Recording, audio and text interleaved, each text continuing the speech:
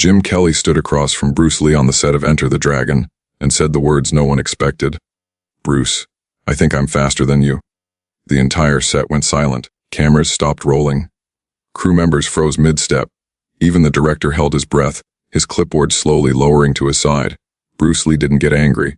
He didn't argue. He didn't even raise an eyebrow. He just smiled, that calm, knowing smile, the one that made you wonder if he could see right through you. "Show me," he said quietly, his voice barely above a whisper, but somehow carrying across the entire soundstage. What happened in the next 17 seconds became legendary. The kind of story that gets whispered in martial arts dojos. The kind of moment that separates myth from reality. Jim Kelly stepped back, rolled his shoulders, and settled into his fighting stance. His muscles coiled like springs. His eyes locked onto Bruce with laser focus. Then he exploded. Jim Kelly threw his fastest combination. Lightning punches that cut through the air with sharp snaps. A spinning kick that whistled past Bruce's head. Movements so quick several crew members couldn't even track them with their eyes. His hands blurred. His footwork was textbook perfection. The crew gasped audibly. But when he finished, chest heaving, fists still raised in guard position, Bruce hadn't moved. He was standing in the exact same spot, arms still crossed casually over his chest, completely untouched. Not a single hair out of place. His expression hadn't even changed. It was as if Jim had been shadowboxing the entire time. "Now," Bruce said softly, uncrossing his arms with deliberate slowness, "let me show you what speed really looks like." And what he did next left Jim Kelly speechless, the crew in absolute shock, and created a moment that would be whispered about in martial arts circles for decades to come. Before we dive in, tell me in the comments, where are you watching from? And if you respect both Bruce Lee and Jim Kelly for what they taught the world, type legends below. It was 1973. Hong Kong, the sweltering heat of summer wrapped around the set of what would become the most iconic martial arts film ever made. Enter the Dragon wasn't just another kung fu movie churned out for quick profit. It was Bruce Lee's shot at breaking into Hollywood, his chance to show the Western world what he'd been preaching for years. A chance to prove that martial arts wasn't just about fighting. It was philosophy. It was art. It was a way of life. But Bruce didn't want to do it alone. He understood that greatness surrounded by mediocrity loses its shine. He needed real talent. Real warriors. People who could stand beside him and make the film authentic. He handpicked his co-stars carefully, meticulously. He wanted real martial artists, real fighters. People who understood the philosophy behind the movements, not just the choreography for the cameras. That's when Jim Kelly entered the picture. A Jim Kelly wasn't some Hollywood stuntman hired for his looks. He was a karate champion. A legitimate black belt with credentials that spoke for themselves. A man who had won tournament after tournament across the United States, collecting trophies and earning respect in every dojo he stepped into. He was smooth, stylish, confident in a way that wasn't arrogant, it was earned. And yes, he was fast. Incredibly fast. When Jim arrived on set for the first time, stepping out of a car into the blazing Hong Kong sun, the crew was in awe. Word had already spread about this American martial artist, who moved like water and struck like lightning. During the first rehearsal, people gathered just to watch him warm up. His movements were sharp, crisp, mathematical in their precision. His kicks explosive, snapping out and retracting in the blink of an eye. His hand speed was incredible, punches fired in combinations so rapid they sounded like a drum roll. Cameras weren't even rolling yet, and already people were mesmerized. But there was something else about Jim Kelly, something beyond technique. He had presence, charisma, the kind of natural magnetism that made people stop mid-conversation and turn their heads. When he moved, you couldn't look away. Bruce Lee noticed it immediately. During their first official meeting on set, Bruce approached Jim near the craft services table. They shook hands, firm grips, eye contact steady and respectful. "You move well," Bruce told him, his voice carrying genuine appreciation, not flattery. "I've been doing this a long time," Jim replied with a grin that was equal parts friendly and competitive. They respected each other instantly. You could feel it in the air. Two masters recognizing mastery in each other. But respect doesn't mean there wasn't competition. In fact, Bruce loved competition. He thrived on it. He believed it made everyone sharper, better, more refined. Iron sharpening iron. Between takes, when other actors rested in their trailers or chatted with crew members, Bruce would spar with his co-stars. He'd test their reflexes, their speed, their ability to adapt. He'd push them, challenge them, help them grow, and Jim Kelly, he welcomed it with open arms. "I didn't come here to be a background fighter," Jim said in an interview years later, his eyes lighting up at the memory. "I came to prove myself. I came to show that I belonged on that screen next to Bruce Lee." The days on set developed a rhythm. Filming training. Discussions about technique and philosophy. Bruce would demonstrate movements, explain the reasoning behind them, break down the efficiency of angles and timing. Jim absorbed everything like a sponge, but he also held his own. He'd offer insights from his karate background. He'd show Bruce techniques he'd perfected in tournaments. There was mutual exchange, mutual growth. One afternoon, during a scheduled break in filming, the two men were stretching in a corner of the soundstage. The crew was busy setting up lights for the next scene, adjusting reflectors, checking camera angles. The director was huddled with the cinematographer reviewing footage on a small monitor. The energy was relaxed. Casual, just another working day on a film set. And that's when Jim Kelly said it, casually, almost conversationally, but loud enough that a few people nearby could hear. "Bruce, no disrespect, but I think I might be faster than you." The words hung in the air like smoke. Time seemed to slow down. A cameraman adjusting a tripod stopped mid-turn, his hands freezing on the equipment. A grip carrying a sandbag lowered it slowly, his eyes darting toward the two men, even John Saxon. Another co-star who was reading a newspaper in a folding chair, glanced over the top of the pages. The atmosphere shifted instantly, from relaxed to electric. Bruce Lee stopped mid-stretch. He had been loosening his shoulders, rolling his neck side to side. Now he straightened up slowly, vertebra by vertebra, and turned to face Jim fully. His expression was unreadable. Not angry, not offended. Just present, fully present. For a long moment, no one knew what would happen. Would Bruce be offended by the challenge? Would he laugh it off as friendly banter? Would he ignore it completely and return to stretching? But Bruce Lee didn't do any of those things. Instead, he smiled, that calm, almost amused smile he had when someone challenged him. The smile that suggested he knew something you didn't. "Faster than me?" Bruce repeated, his voice quiet but crystal clear, each word enunciated perfectly. "Yeah," Jim said, standing his ground with respectful confidence. "I mean, I've seen your moves, Bruce. They're incredible. Your technique is flawless. But speed," he shrugged slightly. "That's my game, man. It's what I built my reputation on." Bruce nodded slowly, his eyes never leaving Jim's face. He seemed to be considering something, weighing options, calculating. Then, after what felt like an eternity, but was probably only 3 or 4 seconds, Bruce spoke. "Okay," he said simply. "Let's find out. Drop it in the comments if you're already hooked, and tell me, who do you think was faster at this point?" Part 3. The challenge. Word spread across the set like wildfire.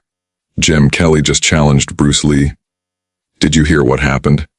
They're about to spar right now." Within minutes, nearly everyone on set had gathered around. It was as if an invisible announcement had gone out, pulling people from every corner of the soundstage. Crew members abandoned their equipment. Grips set down sandbags and cables. Lighting technicians climbed down from their ladders. Extras who'd been relaxing in the background rushed over. Stunt coordinators, makeup artists, assistants, everyone wanted to witness this. Even the producers, who had been in a meeting upstairs reviewing budget reports, came down from their chairs, drawn by the commotion and whispers. This wasn't in the script. This wasn't rehearsed. This wasn't planned or choreographed for cameras. This was real. 2 legitimate martial artists. 2 champions in their own right, about to test each other in front of dozens of witnesses. The energy in the room was electric, crackling with anticipation. You could feel it in the air, that collective holding of breath, that sense that something significant was about to happen. Someone cleared a space in the middle of the soundstage, pushing equipment to the sides, creating an impromptu arena, about 20 feet in diameter. Bruce Lee walked calmly to the center of the space.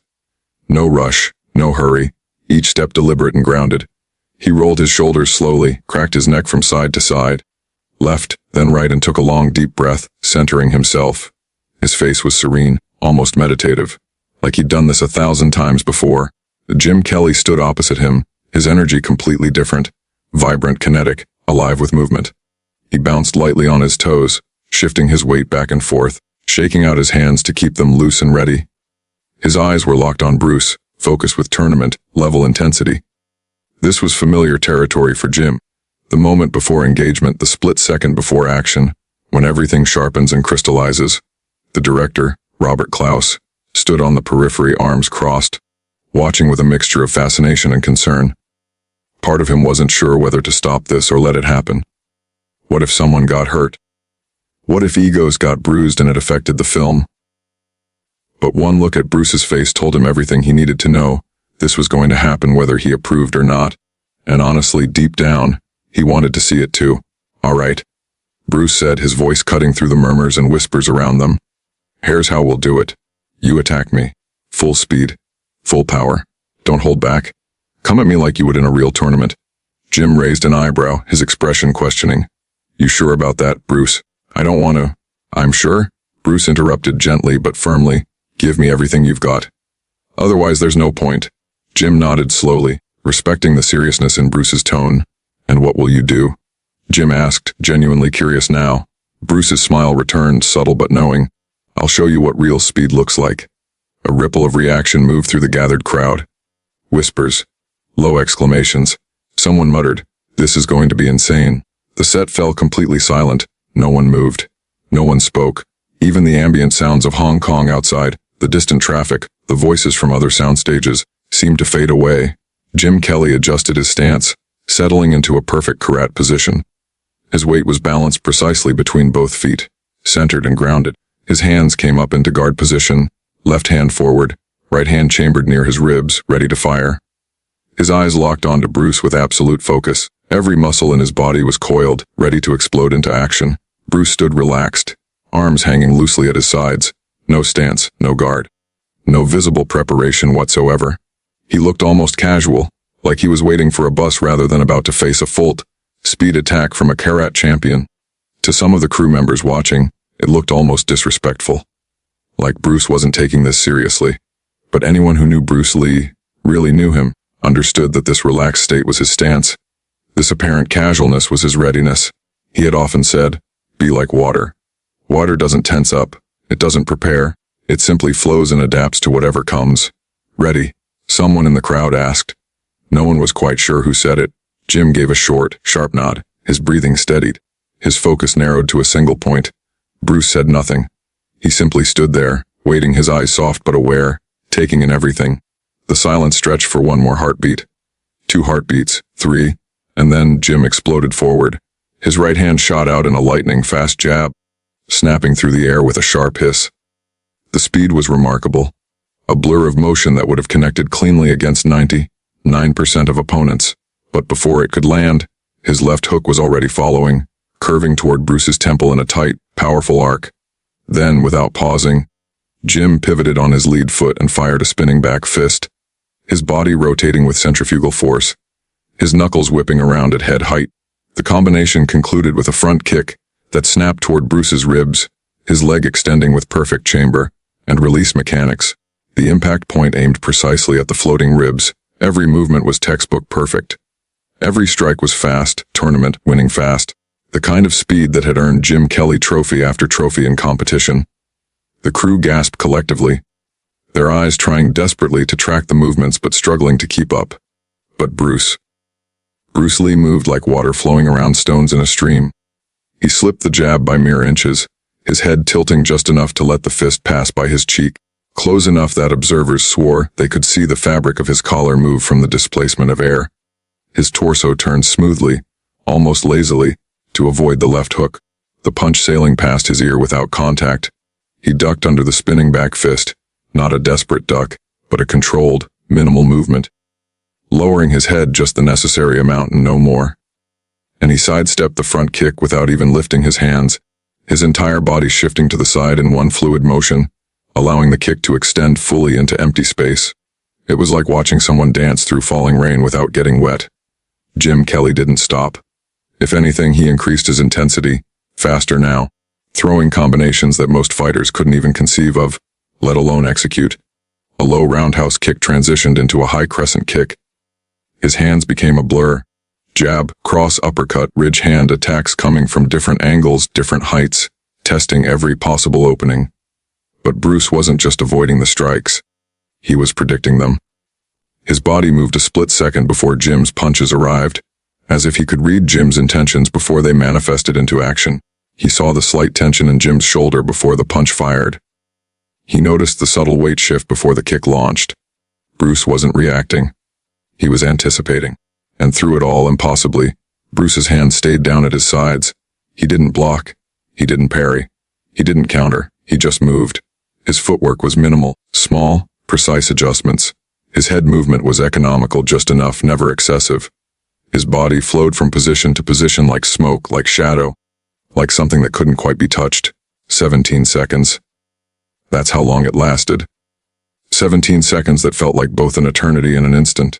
When Jim finally stopped, his chest heaving with exertion, sweat beginning to form on his brow, his fists still raised in guard position out of instinct, Bruce Lee was standing in the exact same spot where he'd started, completely untouched. Not a single strike had landed. Not even a grazing contact. Not even close enough to brush fabric. The silence on set was deafening. You could have heard a pin drop on the concrete floor. No one breathed. No one moved. Dozens of people stood frozen, their minds struggling to process what they'd just witnessed. Jim Kelly stared at Bruce, his chest rising and falling with deep breaths, a thin sheen of sweat glistening on his skin. His expression was a mixture of disbelief, awe, and dawning realization. He had just thrown some of the fastest, most technical combinations of his entire career, combinations that had won him championships, and Bruce had avoided them all without even raising his hands. Bruce just stood there, breathing normally, completely relaxed, and smiled that gentle, knowing smile. "Your turn is over," Bruce said softly, his voice barely above a whisper but somehow carrying to every person in that silent room. "Now watch. Comment unreal if you're blown away so far and tell me, could you have kept up with either of them?" Part 4. Bruce's response. Bruce Lee didn't move into a fighting stance. He didn't crack his knuckles dramatically, or roll his neck in preparation. He didn't bounce on his toes or shake out his limbs, or do any of the things fighters typically do before demonstrating technique. He just stood there, completely still, centered and grounded, and said, "I'm going to throw one punch. Just one. And I want you to try to block it." The simplicity of the statement somehow made it more intimidating. Jim Kelly, still catching his breath from his explosive combination, his heart rate gradually slowing, nodded slowly. "One punch." Jim asked, his voice slightly breathless but steady. "One punch."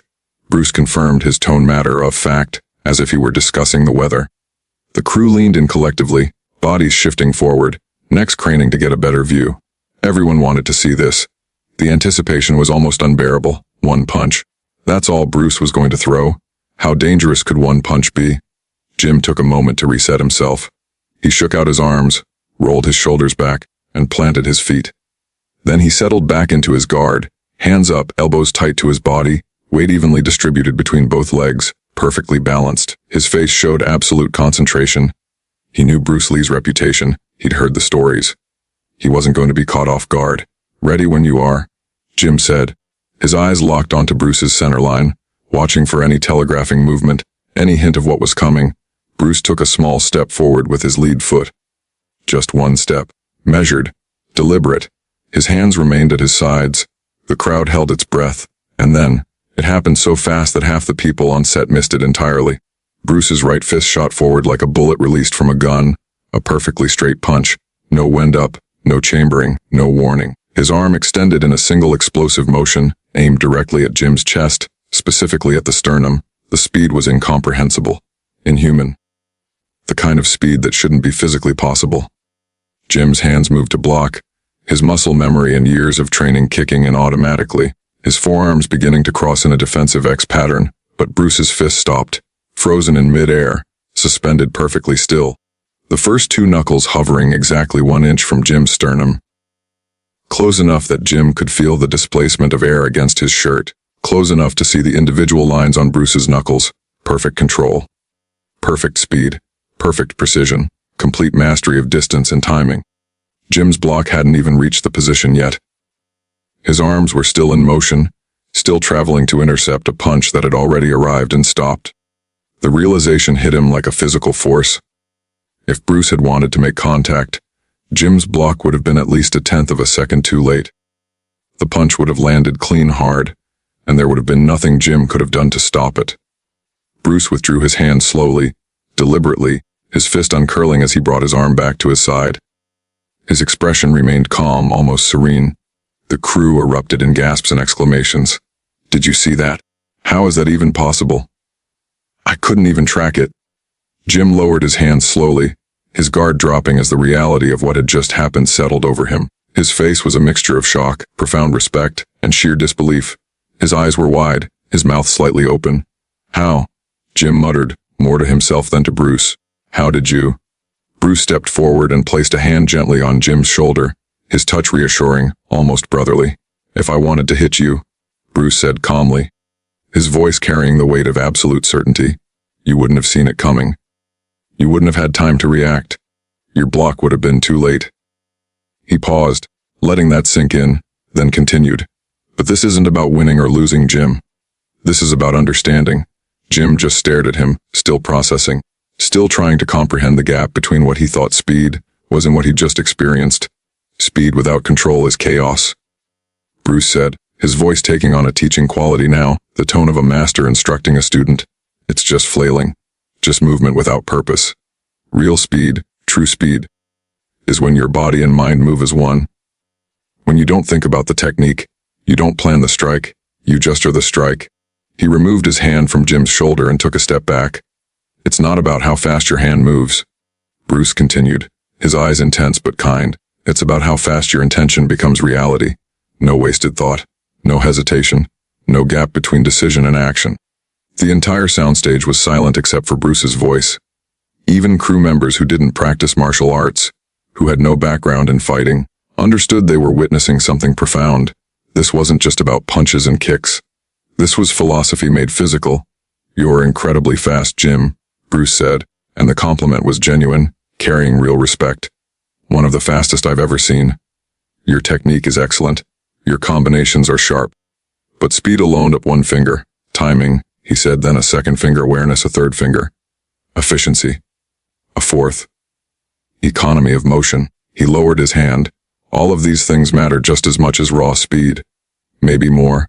The crew erupted, not in mockery, not in laughter, not in schadenfreude, but in awe. People began clapping. The sound started small, with one or two people, then spread like a wave through the entire gathered crowd. Some even cheered, their voices rising in genuine appreciation for what they'd just witnessed. This wasn't about one man beating another. This was about mastery. This was about seeing something exceptional, something that transcended normal human capability. Jim Kelly, to his enormous credit, didn't sulk or walk away embarrassed. He didn't let his ego crumble or his pride turn to resentment.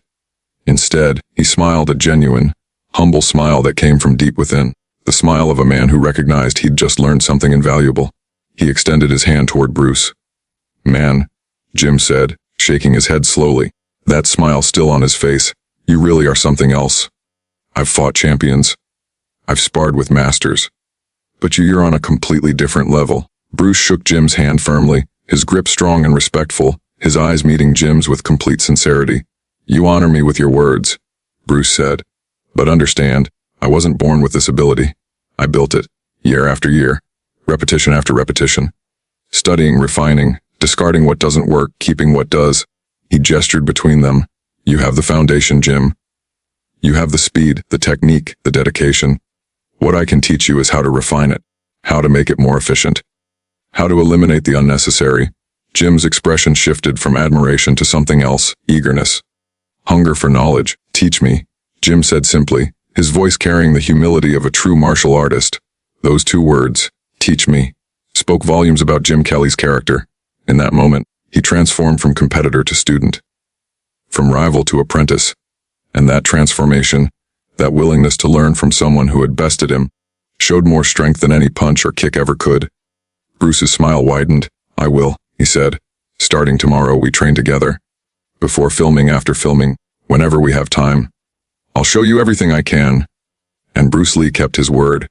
Over the next several weeks of filming Enter the Dragon, Bruce worked with Jim Kelly personally, one-on-one, during every spare moment they could find. Early mornings before the crew arrived, Bruce would be on set, and Jim would join him. They'd work through techniques, drilling specific movements hundreds of times until they became second nature. During lunch breaks, while other cast members ate and rested, Bruce and Jim would be in a corner practicing footwork, discussing angles of attack, exploring the principles of interception. After long days of shooting, when most people were exhausted and ready to collapse, Bruce would stay behind with Jim, refining, adjusting, teaching. He taught Jim about economy of motion, how to eliminate any movement that didn't directly contribute to the technique. Every extra inch your fist travels is wasted time, Bruce would say. Make the path direct. Make it simple. He taught him about not telegraphing strikes, how subtle movements in the shoulders, hips, or eyes could give away intentions before the actual attack came. Your opponent shouldn't know you're going to hit them until you've already hit them, Bruce explained.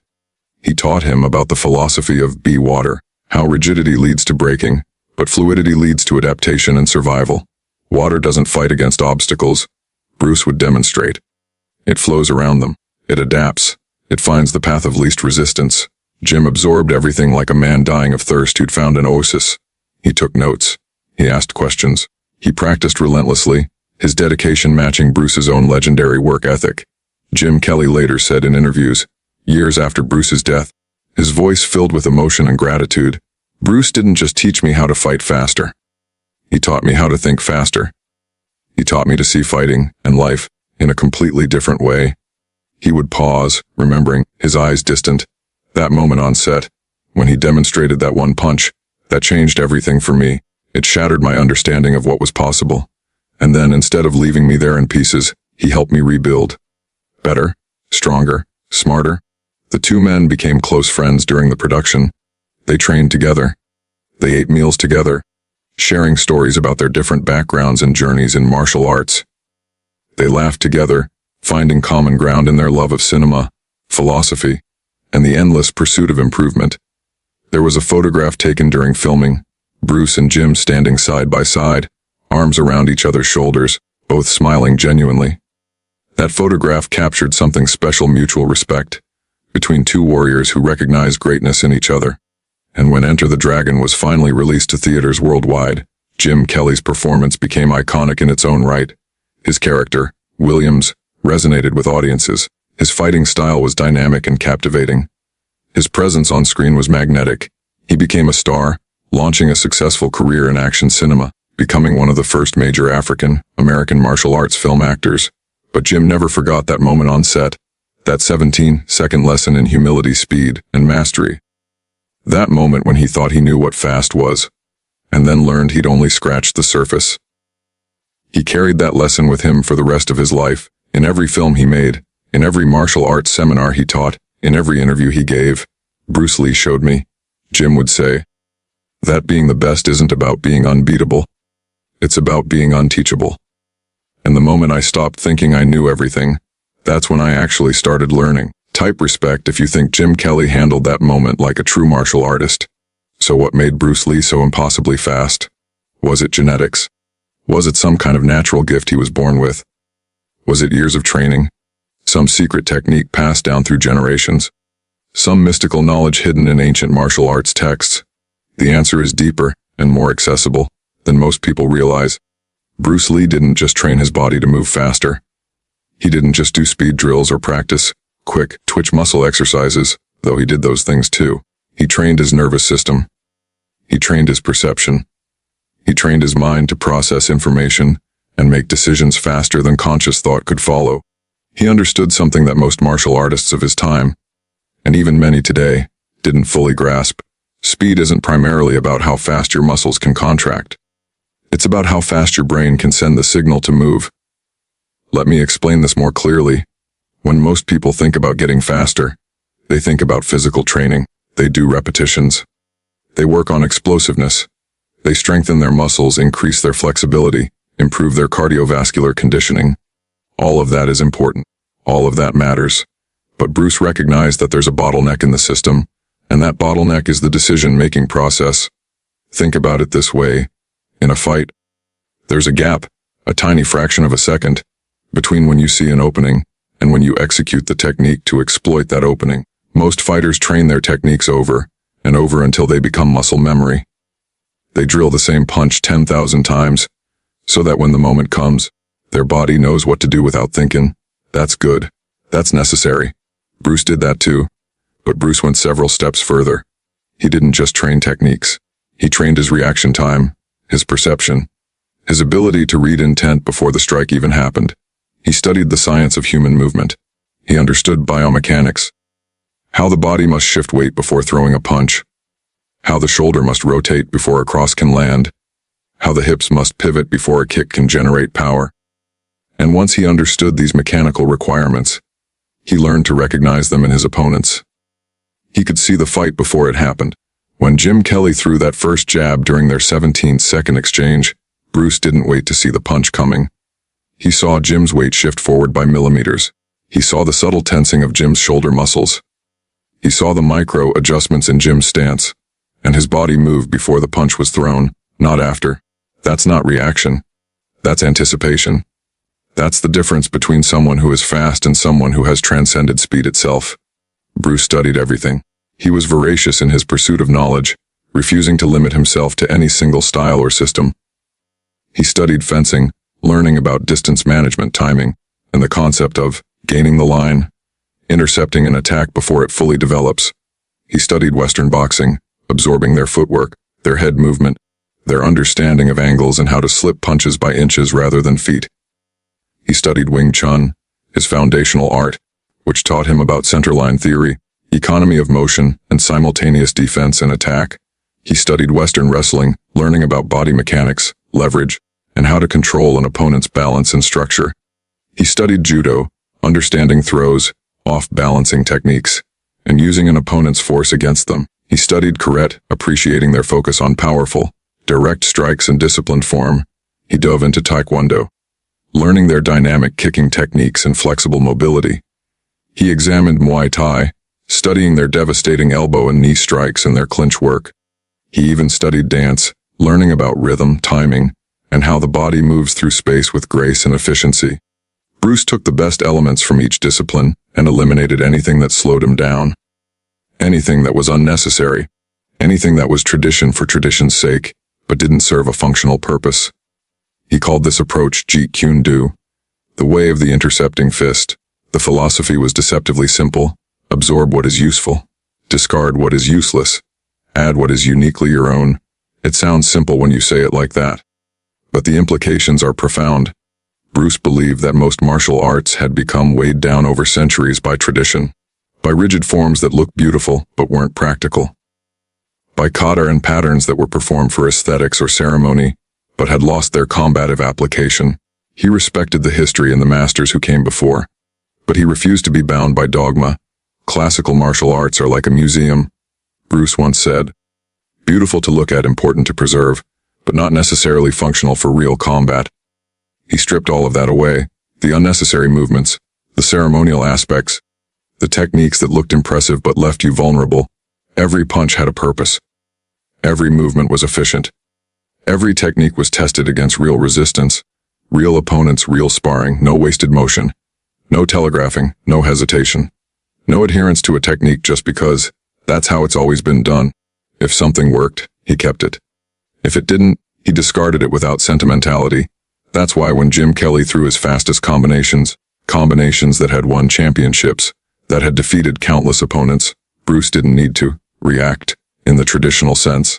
He had already anticipated the attack by reading Jim's intentions through his body language. He saw the tension building in Jim's shoulders a split second before the punch launched. He saw the shift in weight distribution before the kick came.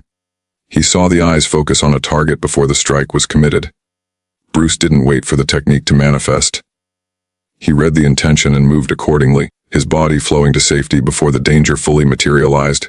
This is what Bruce called emotional content.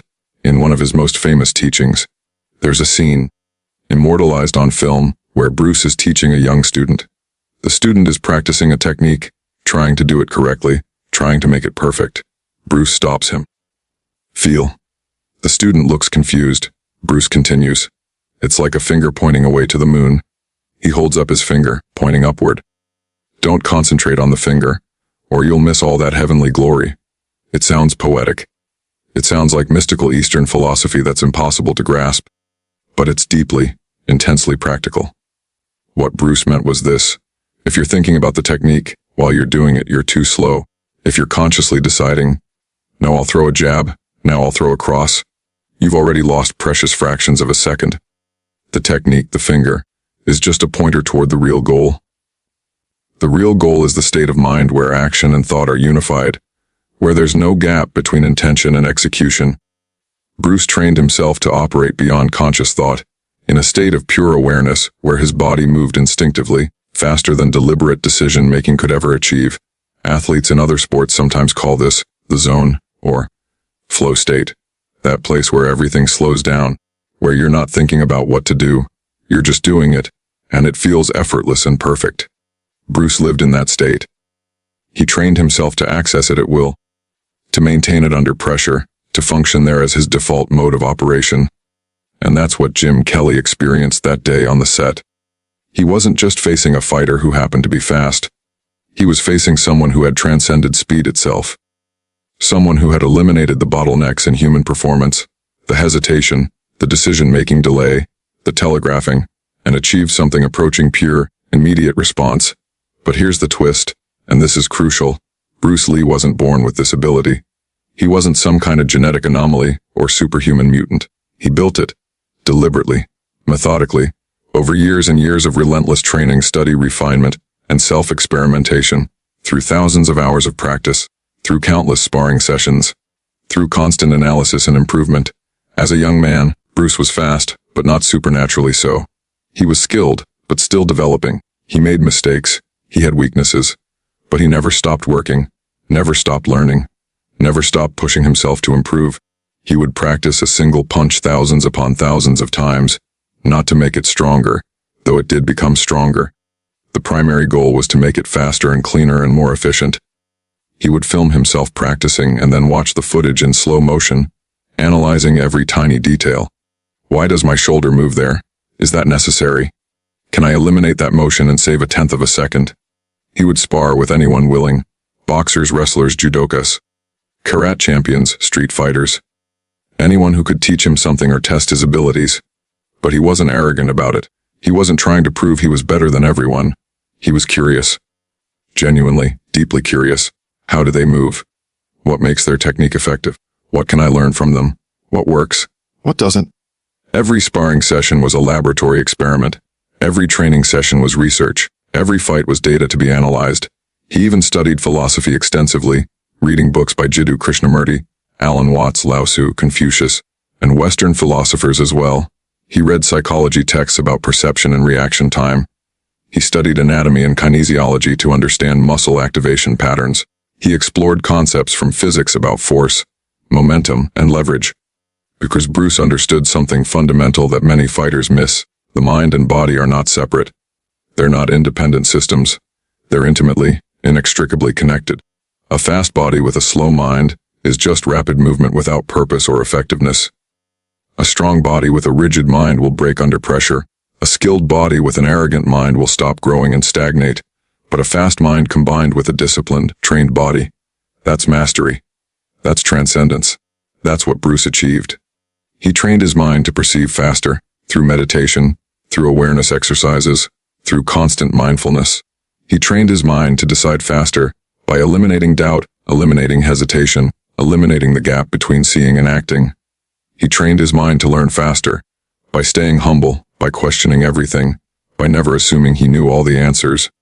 And all of that mental training manifested in physical performance that seemed impossible to those who only focused on the physical. When people watched Bruce move, they saw magic, they saw something superhuman, but Bruce would tell you it wasn't magic at all. It was science.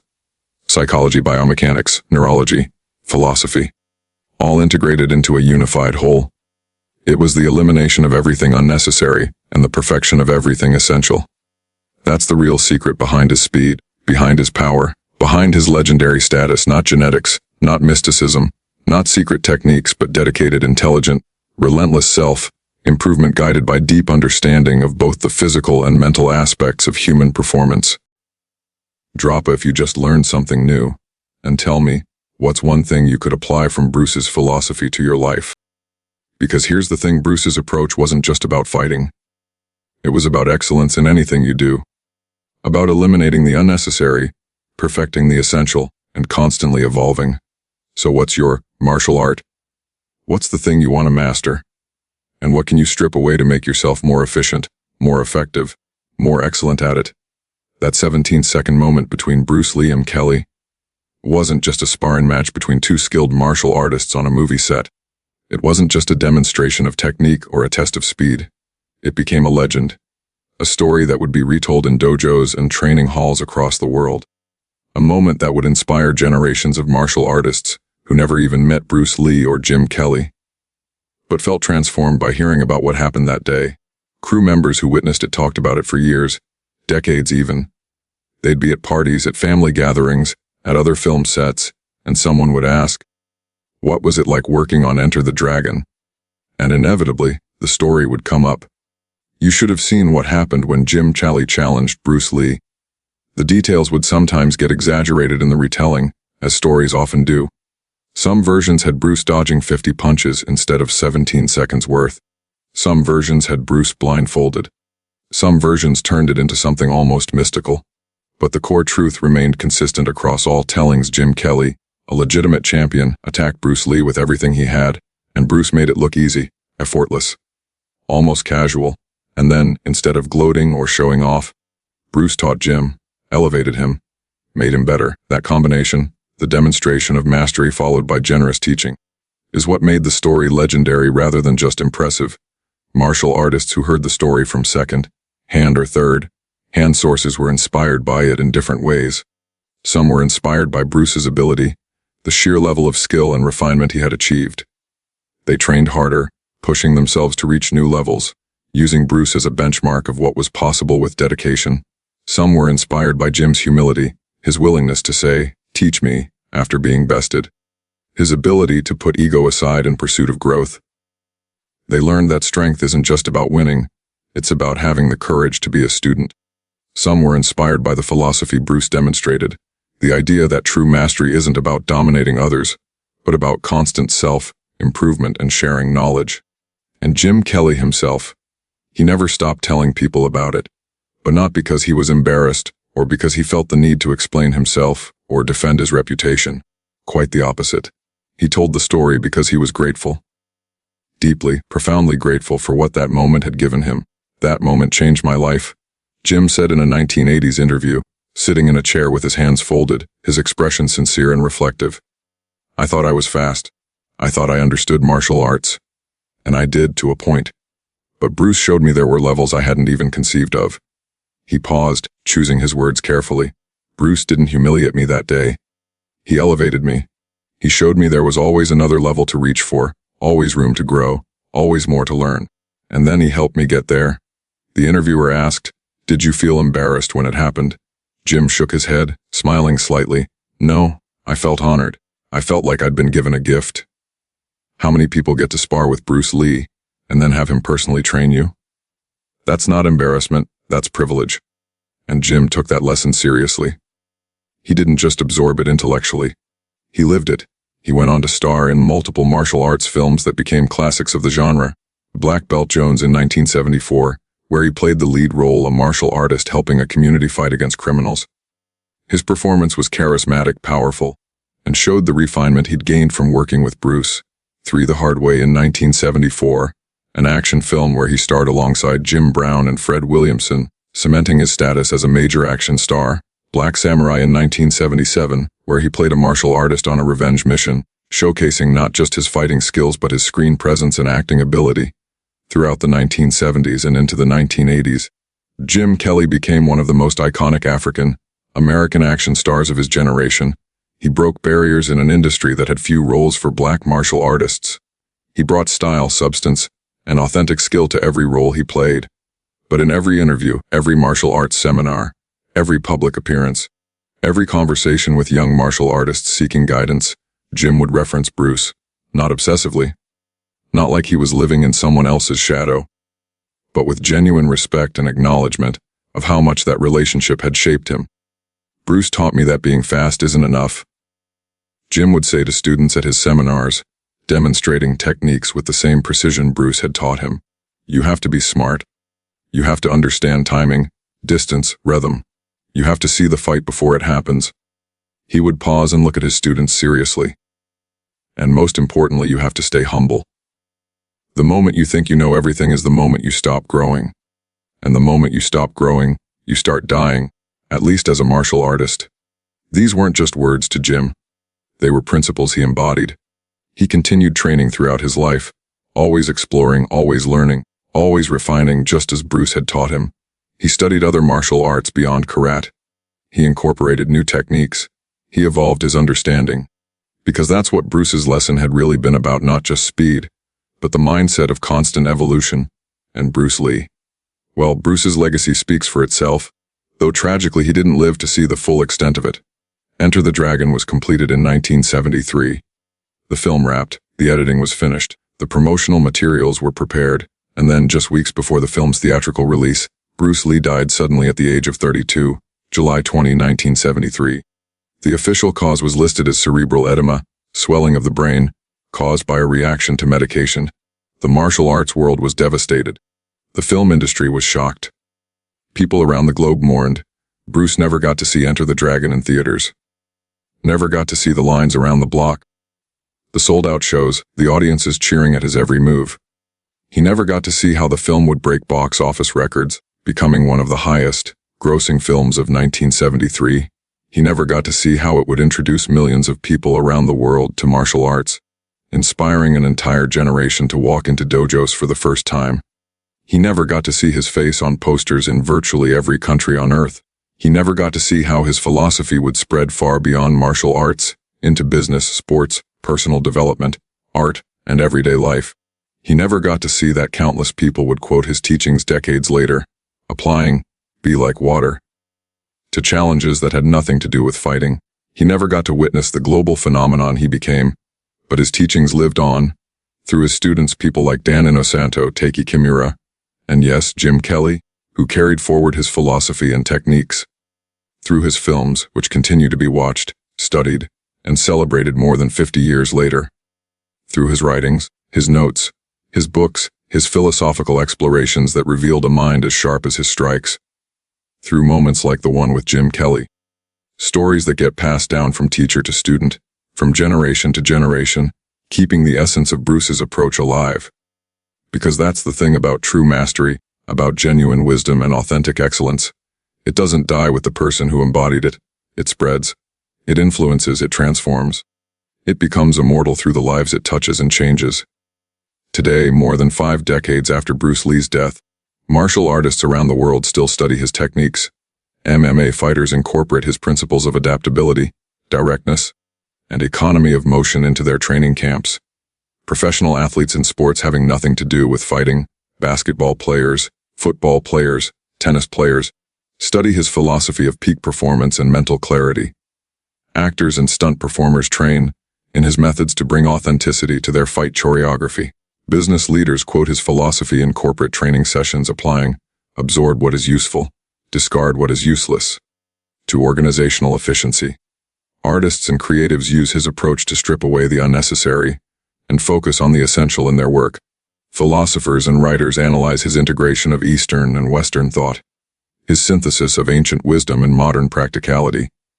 And every single one of them, whether they realize it or not, can trace their inspiration back to moments like that day on the Enter the Dragon set, when Bruce Lee showed that mastery isn't just about being the best, it's about continuous improvement, relentless refinement, humble learning. It's about recognizing that there's always another level, always room to grow, always something new to discover, and it's about sharing that knowledge freely with others who are ready to receive it. Here's the question I want you to think about. What's your version of that moment? What's the thing you think you're great at right now? The skill, the talent, the ability you pride yourself on, but haven't truly mastered yet? Maybe it's a professional skill. Maybe it's a creative pursuit. Maybe it's a sport or hobby. Maybe it's how you relate to other people, or how you manage your emotions. Are you fast at it? Or are you efficient? Are you strong at it? Or are you controlled? Are you confident in it? Or are you aware of its deeper dimensions? Because Bruce Lee wasn't just teaching Jim Kelly about martial arts that day. He was teaching him about life, about approaching everything you do with the mindset of constant evolution, about eliminating ego when it gets in the way of growth, about seeking out people who are better than you and learning from them, rather than competing with them, about understanding that the journey toward mastery never ends. There's always another level, always another refinement, always something more to learn, and that lesson applies to all of us, regardless of what we're pursuing. The software developer who thinks they've mastered coding, but hasn't explored the deeper principles of elegant architecture. The writer who can produce words quickly, but hasn't refined the art of saying more with less. The leader who can manage a team, but hasn't learned to truly inspire and elevate them. The athlete who has natural talent, but hasn't developed the mental discipline to perform under extreme pressure. Whatever your martial art is, whatever field you're working in, whatever skill you're developing, there's always a Bruce Lee level you haven't reached yet. The question is, are you humble enough to recognize that? And are you dedicated enough to pursue it? Type *Y if this story just gave you a new perspective. And drop a comment telling me, what's the only skill or area of your life where you're going to apply Bruce Lee's philosophy of constant refinement? Because reading this story and feeling inspired is good, but actually applying the lesson, that's where transformation happens. So what's the real lesson here? What's the takeaway that you should carry with you long after you've finished watching this video? It's not that Bruce Lee was unbeatable. It's not that he was some kind of superhuman who existed on a plane above normal mortals. It's not that Jim Kelly wasn't skilled or talented or legitimately fast. He absolutely was a champion in his own right, respected across the martial arts world. The real lesson, the profound truth at the heart of this story, is this: true greatness is humble enough to keep learning.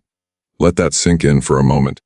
True greatness doesn't arrive at a destination and plant a flag saying, "I've made it." True greatness understands that mastery is a never-ending journey, not a final destination. Think about what could have happened in that moment on the set. Jim Kelly could have walked away from that 17-second exchange feeling utterly defeated, crushed, his ego shattered into pieces. He could have let embarrassment turn into resentment. He could have avoided Bruce for the rest of filming, nursing wounded pride in private, telling himself stories about how it wasn't fair or how Bruce had some advantage. He could have let that moment define him negatively, as the guy who challenged Bruce Lee and lost. But he didn't do any of those things. Instead, Jim Kelly did something far more powerful, far more difficult, and far more worthy of respect. He looked at Bruce Lee, at someone who had just demonstrated a level of mastery far beyond his own, and he asked him to teach him. 4 simple words: teach me. Those words require more courage than any punch or kick, because they require you to acknowledge that someone knows more than you. They require you to admit that you have room to grow. They require you to set aside ego in pursuit of something greater than temporary comfort. And that's what made Jim Kelly a legend in his own right. Not because he was the fastest, not because he won the most tournaments, not because he never lost, but because he had the character to remain a student even after becoming a master. Because he understood that the belt you wear, the titles you've won, the reputation you've built, none of that matters if you've closed yourself off to growth. On the other side of that exchange, consider Bruce Lee's response. Bruce could have used that moment to embarrass Jim in front of everyone. He could have been arrogant, dismissive, condescending. He could have made Jim feel small to make himself feel big. He had every opportunity to do so. The entire crew was watching. He just demonstrated absolute superiority. He could have grandstanded, shown off, reveled in the moment. But he didn't. Instead, Bruce respected Jim's courage to challenge him in the first place. Think about that. Jim had the guts to stand in front of Bruce Lee, already a legend in martial arts circles, and say, "I think I'm faster than you." Most people wouldn't have dared. Most people would have stayed silent, kept their thoughts to themselves, avoided any possibility of being proven wrong. But Jim spoke up. He challenged. He tested. And Bruce honored that courage by not humiliating him, but by teaching him. That's the mark of a true master. Not someone who hoards knowledge to maintain superiority, not someone who uses their skills to dominate and diminish others, but someone who elevates, someone who shares, someone who understands that making others better doesn't make you worse. It makes everyone stronger. Bruce could have kept his techniques secret. He could have maintained mystique by refusing to explain his methods. But instead, he opened up his knowledge. He spent hours teaching Jim and others everything he could share. Because Bruce understood something fundamental: knowledge shared is knowledge multiplied. When you teach someone, you don't lose what you know. You reinforce it in yourself while expanding it in another person. When you elevate someone else, you don't diminish yourself. You create a community of excellence that pushes everyone to higher levels. So here's what I want you to take away from this story. The practical applications you can use starting today. Lesson 1: Teen speed without wisdom is just motion. This applies to everything in life, not just martial arts. In business, moving fast without strategy is just chaos. Launching products quickly without understanding your customers is just wasted effort. In relationships, responding quickly without thinking is just reactivity. Speed of speech without wisdom in words causes damage. In learning, consuming information rapidly without deep understanding is just superficial knowledge that doesn't stick. Don't just move fast through life. Move with purpose, with awareness, with intention. Take the time to understand why you're doing something, not just how to do it quickly. Bruce Lee's speed was impressive, but what made it devastating was the intelligence behind it, the understanding of timing, distance, psychology, and strategy. Your speed in any domain means nothing without the wisdom to apply it effectively. Lesson 2: Confidence is good, but humility is better. Jim Kelly was confident enough to challenge Bruce Lee. That confidence came from real skill, real accomplishment, real mastery of his craft. Confidence is essential. You need to believe in your abilities. You need to trust yourself. But Jim was also humble enough to learn from Bruce when he realized there was a higher level of mastery available. That combination, confidence and humility, is unstoppable. Confidence without humility becomes arrogance. It closes you off to feedback, makes you defensive, prevents growth. Humility without confidence becomes self-doubt. It paralyzes you, makes you hesitant, keeps you from taking necessary risks. But confidence balanced with humility, that's the sweet spot. That's the mindset that says, I'm skilled and capable, and I recognize there's always more to learn. I've achieved success, and I'm still a student. I know a lot, and I don't know everything. That balance is what allows continuous growth throughout your entire life. Lesson 3: Real mastery is about constant growth. Bruce Lee never stopped learning. Think about that. Here was someone already considered among the greatest martial artists alive, and he was still studying, still experimenting, still refining. He studied fencing at the peak of his martial arts career. He read philosophy while filming movies. He analyzed biomechanics while teaching students. He didn't protect his ego by pretending he'd figured everything out. He protected his growth by staying curious, staying humble, staying hungry for knowledge. And that's the secret to long-term excellence in any field. The moment you think you've arrived, the moment you believe you've learned everything there is to know, is the moment you start declining. The moment you stop asking questions is the moment you stop evolving. The moment you stop being willing to look foolish as a beginner in some new area is the moment you stop expanding your capabilities. Look at the greatest achievers in any field, sports, business, arts, science, and you'll find this common thread: they never stop learning. Michael Jordan, arguably the greatest basketball player ever, continued refining his game even after winning championships. He added new moves, studied opponents obsessively, worked on weaknesses relentlessly. Steve Jobs, after being forced out of Apple, didn't rest on his laurels. He started new companies, learned new industries, and came back to Apple with expanded vision and capabilities. Serena Williams continued working with coaches and evolving her game well into her 30s and 40s, long after proving she was the greatest. The pattern is clear. Mastery isn't a destination, it's a direction. It's a commitment to continuous improvement that never ends. So ask yourself these questions. Who's the Bruce Lee in your life right now? Who's the person who knows more than you in the area you care about? Who's operating at a level you aspire to reach? And more importantly, are you humble enough to ask them to teach you? Are you willing to approach someone more skilled and say, essentially, I have a lot to learn from you. Will you share your knowledge? Or does your ego prevent that? Does fear of looking foolish hold you back? Does pride keep you from admitting there are people who know more? Because the greatest accelerator of growth is learning from people who are ahead of you on the path. You can figure things out on your own eventually. But why spend 10 years learning through trial and error what someone else could teach you in 10 months? Jim Kelly could have spent years trying to figure out what Bruce showed him in weeks. But he was wise enough to ask for help. And here's the flip side. Are you being a Bruce Lee to someone else? Is there someone in your life, maybe someone younger, less experienced, still developing, who could benefit from what you know? Are you generous with your knowledge? Are you willing to teach, to mentor, to share what you've learned? Or are you hoarding your expertise, worried that helping others somehow diminishes your value? Because here's the truth. The teachers are remembered longer than the champions. Bruce Lee's tournament record wasn't the most impressive of his era, but his legacy, unmatched, because he taught, he shared, he elevated others. The greatest contribution you can make isn't just achieving personal mastery. It's helping others on their journey toward mastery. One more thing. The greatest battle isn't against others. It's against the limits you've placed on yourself.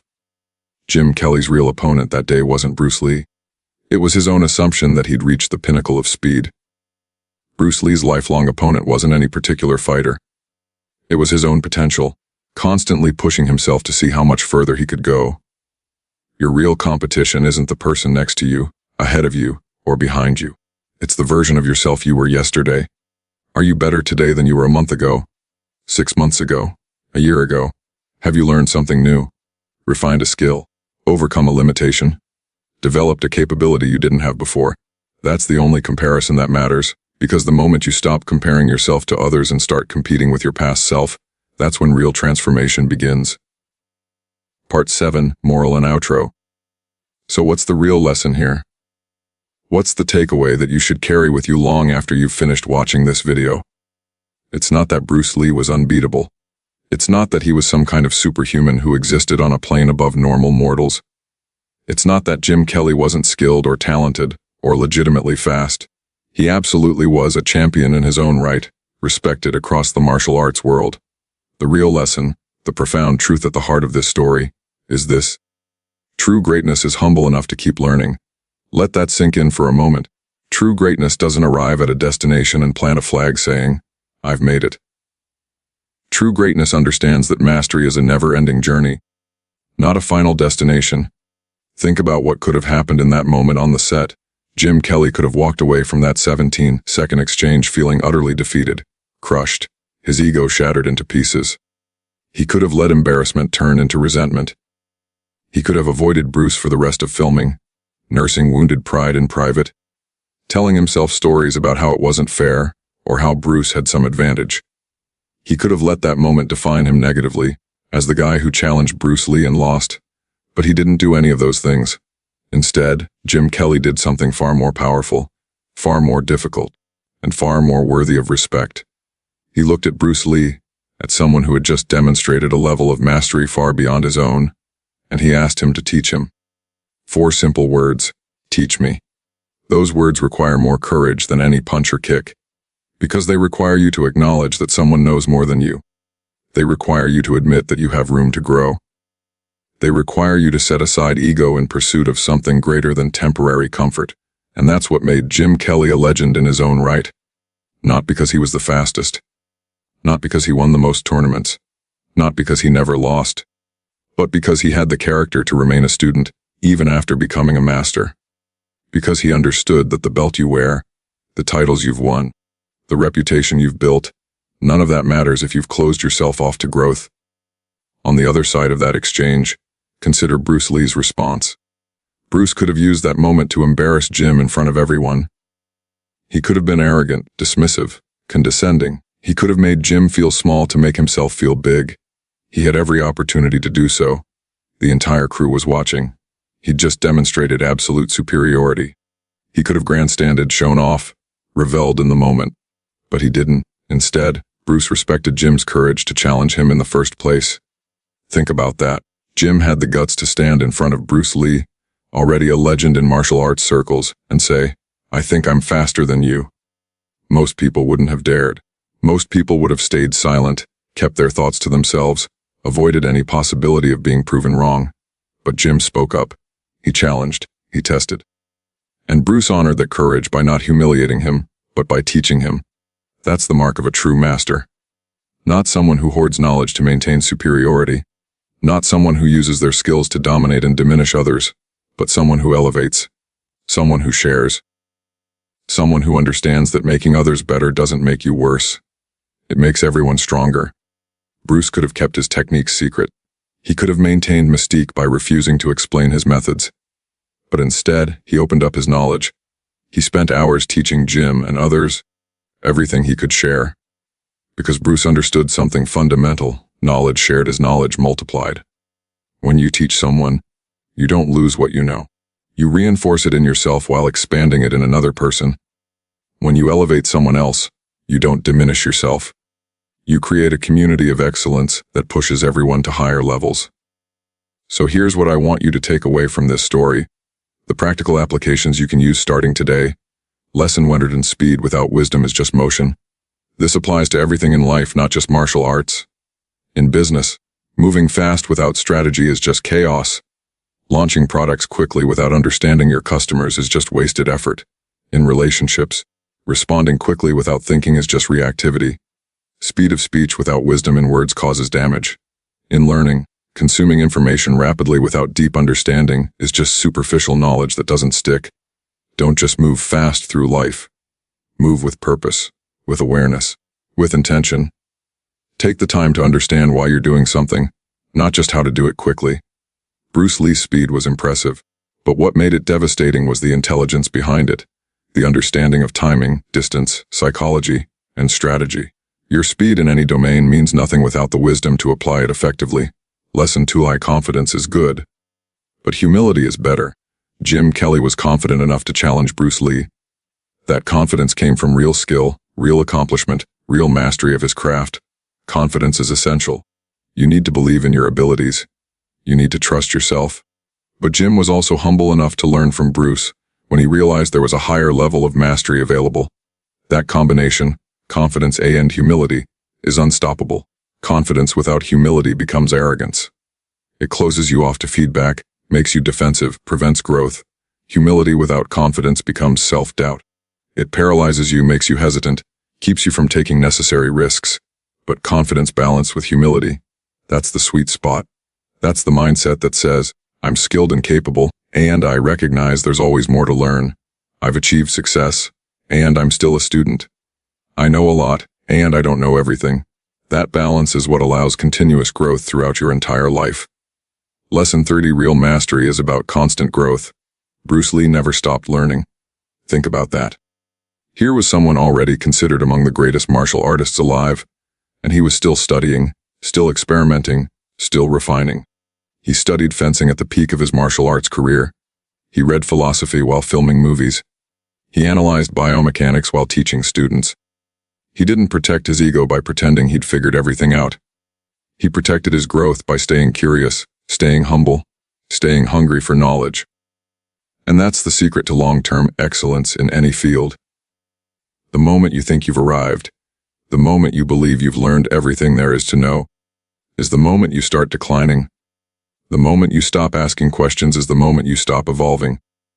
The moment you stop being willing to look foolish as a beginner in some new area is the moment you stop expanding your capabilities. Look at the greatest achievers in any field, sports, business, arts, science, and you'll find this common thread: they never stop learning. Michael Jordan, arguably the greatest basketball player ever, continued refining his game even after winning championships. He added new moves, studied opponents obsessively, worked on weaknesses relentlessly. Steve Jobs, after being forced out of Apple, didn't rest on his laurels. He started new companies, learned new industries, and came back to Apple with expanded vision and capabilities. Serena Williams continued working with coaches and evolving her game well into her 30s and 40s, long after proving she was the greatest. The pattern is clear: mastery isn't a destination. It's a direction. It's a commitment to continuous improvement that never ends. So ask yourself these questions. Who's the Bruce Lee in your life right now? Who's the person who knows more than you in the area you care about? Who's operating at a level you aspire to reach? And more importantly, are you humble enough to ask them to teach you? Are you willing to approach someone more skilled and say, essentially, I have a lot to learn from you? Will you share your knowledge?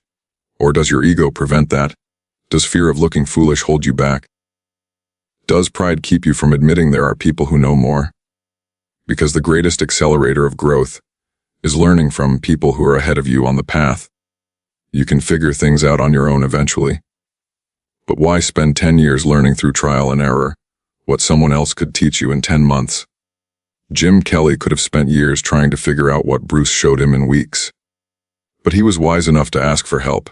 And here's the flip side: are you being a Bruce Lee to someone else? Is there someone in your life, maybe someone younger, less experienced, still developing, who could benefit from what you know? Are you generous with your knowledge? Are you willing to teach, to mentor, to share what you've learned? Or are you hoarding your expertise, worried that helping others somehow diminishes your value? Because here's the truth. The teachers are remembered longer than the champions. Bruce Lee's tournament record wasn't the most impressive of his era, but his legacy, unmatched, because he taught, he shared, he elevated others. The greatest contribution you can make isn't just achieving personal mastery. It's helping others on their journey toward mastery. One more thing.